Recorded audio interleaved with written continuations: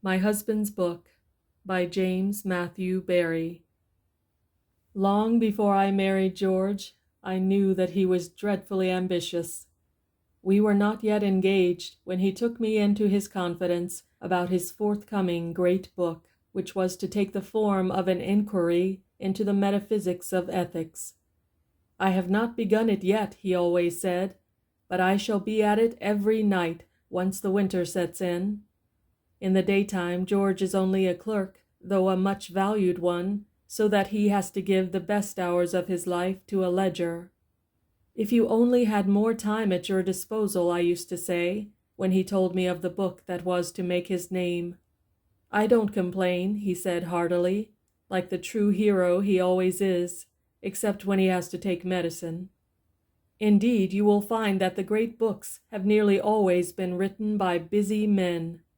I am firmly of the opinion that if a man has original stuff in him, it will come out."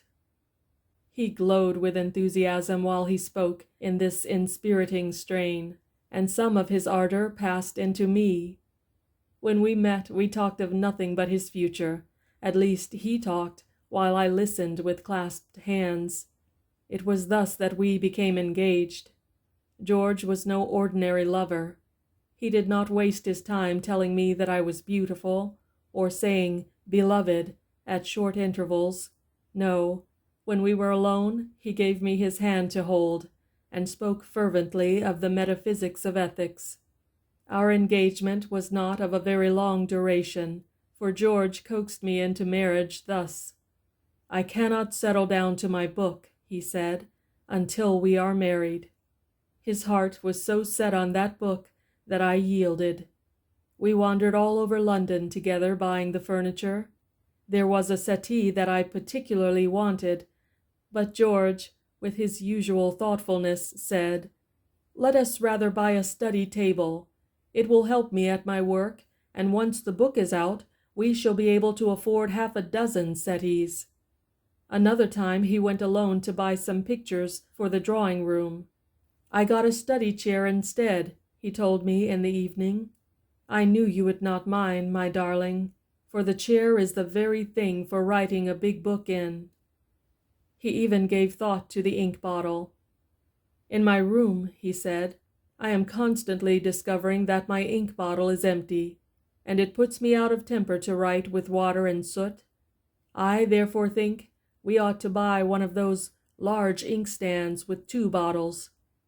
"We shall," I replied with the rapture of youth, "and mine will be the pleasant task of seeing that the bottles are kept full." "Dearest," he said fondly, for this was the sort of remark that touched him most. Every evening I continued, encouraged by his caressing tones, "You will find your manuscripts lying on the table waiting for you, and a pen with a new nib in it. What a wife you will make!" he exclaimed. "But you mustn't write too much," I said. "You must have fixed hours, and at a certain time, say at 10 o'clock, I shall insist on your ceasing to write for the night." "That seems a wise arrangement, but sometimes I shall be too entranced in the work, I fancy, to leave it without an effort." "Ah," I said, "I shall come behind you and snatch the pen from your hand." "Every Saturday night," he said, "I shall read to you what I have written during the week." No wonder I loved him.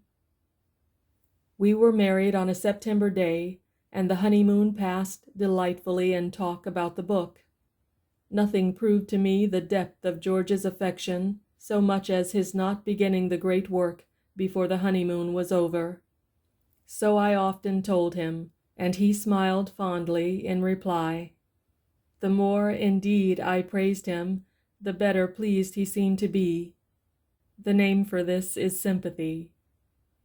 Conceive us at home, in our dear little house in Clapham. "Will you begin the book at once?" I asked George the day after we arrived. "I have been thinking that over," he said. "I needn't tell you that there is nothing I should like so much, but, on the whole, it might be better to wait a week. Don't make the sacrifice for my sake.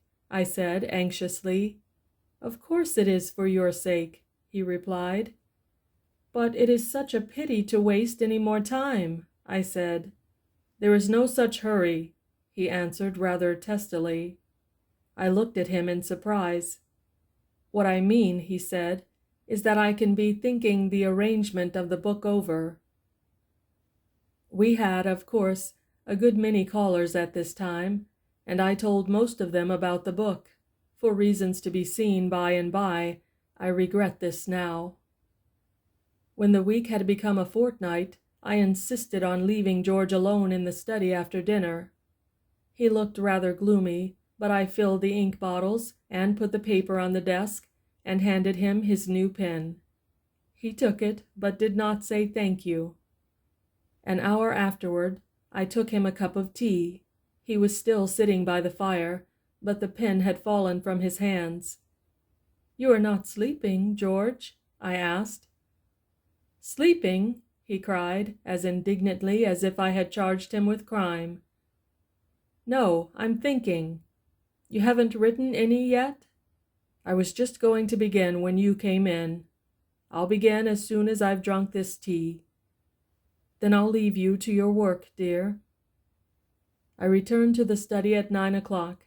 He was still in the same attitude. "I wish you would bring me a cup of tea," he said. "I brought you one hours ago." "Eh? Why didn't you tell me?" "Oh, George, I talked with you about it. Why, here it is on the table, untouched." "I declare you never mentioned it to me. I must have been thinking so deeply that I never noticed you. You should have spoken to me." "But I did speak, and you answered."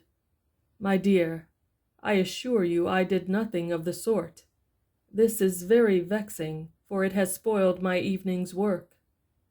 The next evening, George said that he did not feel in the mood for writing, and I suppose I looked disappointed, for he flared up. "I can't be eternally writing," he growled. "But you haven't done anything at all yet.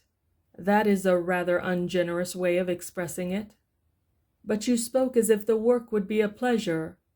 Have I said that it is not a pleasure? If you knew anything of literary history, you would be aware that there are occasions when the most industrious writers cannot pen a line. They must make a beginning sometime, though. Well, I shall make a beginning tomorrow." Next evening, he seemed in no hurry to go into the study. "I'll hang the bedroom pictures," he said. "No, no, you must get begone to your book. You are in a desperate hurry to see me at that book. You spoke as if you were so anxious to begin it." "So I am. Did I say I wasn't?" He marched off to the study, banging the drawing-room door. An hour or so afterward, I took him his tea. He had left his study door open so that I could see him on the couch before I entered the room. When he heard the rattle of the tea things, he jumped up and strode to the study table where, when I entered, he pretended to be busy writing. "How are you getting on, dear?" I asked, with a sinking at the heart. "Excellently, my love, excellently." I looked at him so reproachfully that he blushed. "I think," said he, when he had drunk the tea, "that I have done enough for one night. I mustn't overdo it. Won't you let me hear what you have written?" He blushed again. "Wait till Saturday," he said. "Then let me put your papers away," I said, for I was anxious to see whether he had written anything at all. "I couldn't think of it," he replied, covering the paper with his elbows. Next morning I counted the clean sheets of paper. They were just as I had put them on the table. So it went on for a fortnight or more, with this difference. He either suspected I counted the sheets, or thought that I might take it into my head to do so. To allay my suspicions, therefore, he put away what he called his manuscript in a drawer, which he took care to lock. I discovered that one of my own keys opened this drawer, and one day I examined the manuscripts. They consisted of 24 pages of paper, without a word written on them. Every evening he added 2 more clean pages to the contents of the drawer. This discovery made me so scornful that I taxed him with the deceit. At first he tried to brazen it out, but I was merciless, and then he said, "The fact is that I can't write by gaslight. I fear I shall have to defer beginning the work until spring. But you used to say that the winter was the best season for writing." "I thought so at the time, but I find I was wrong. It will be a great blow to me to give up the work for the present, but there is no help for it." When spring came, I reminded him that now was his opportunity to begin the book. "You are eternally talking about that book," he snarled. "I haven't mentioned it for a month." "Well, you are always looking at me as if I should be at it, because you used to speak so enthusiastically about it. I am as enthusiastic as ever, but I can't be forever writing at the book.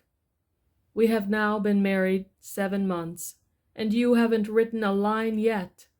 He banged the doors again, and a week afterwards he said that spring was a bad time for writing a book. "One likes to be out of doors," he said, "in spring, watching the trees become green again. Wait till July, when one is glad to be indoors. Then I'll give 4 hours to the work every evening." Summer came, and then he said, "It is too hot to write books.